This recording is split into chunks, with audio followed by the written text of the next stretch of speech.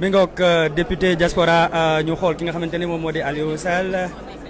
honorable ziar nañ la bienvenue sur la chaîne des patriotes tey ñu nekk fi nga xamante ni moo di le cœur du pouvoir législatif assemblée nationale du Sénégal tey mooy sa premier pas fi nga xamante ni moo di assemblée nationale mën nañ xam ban sentiment nga am.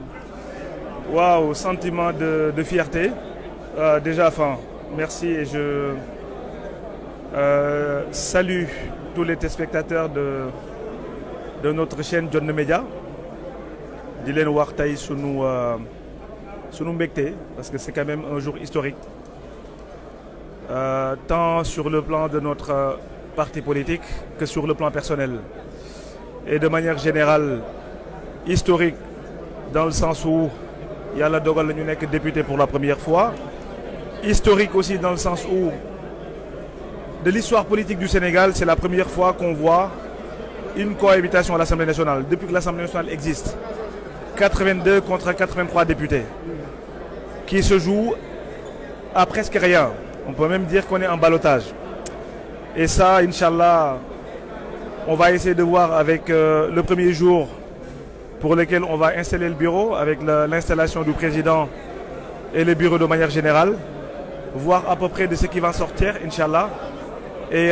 pour développer après derrière li nga xam ne moom mooy démarche yi. Mais en tout cas,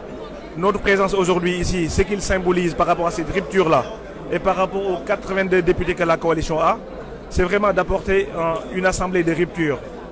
Une assemblée boo xam ne bi nga xam ne Sénégalais yi mosuñu ko bëgg, une assemblée boo xam ne dina ñëw tey pour consacrer au sur li nga xam ne mooy les préoccupations premières des Sénégalais.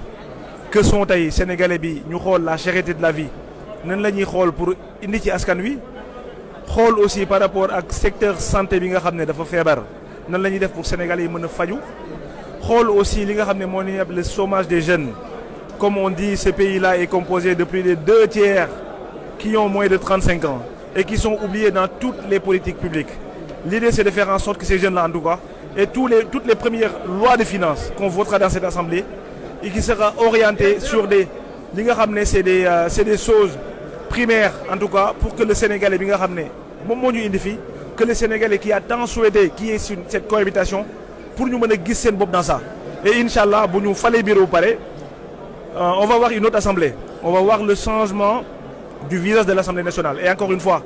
tous ces priorités-là qui nga xam ne mooy préoccuper les Sénégalais dinañ def en sorte Inch'Allah ba apporter ci tous les en tout cas tous les lépp li nga xam ne mooy saafara pour yooyu mën a saafaraw. Mais voilà loolu laa amoon comme message di ñaawlu aussi parce que encore une fois l'Assemblée nationale qui se dit première institution voire même ou deuxième institution du pays, des députés qui sont convoqués depuis 2 heures, là on est presque 13 heures, l'administration est là, rien ne commence et je pense que ça démarre mal. Mais en tout cas par rapport à la détermination que les députés de l'opposition ont, on va essayer de se battre en tout cas pour corriger tout ça, à commencer par le règlement intérieur de l'Assemblée nationale. Merci honorable Sall et bonne chance.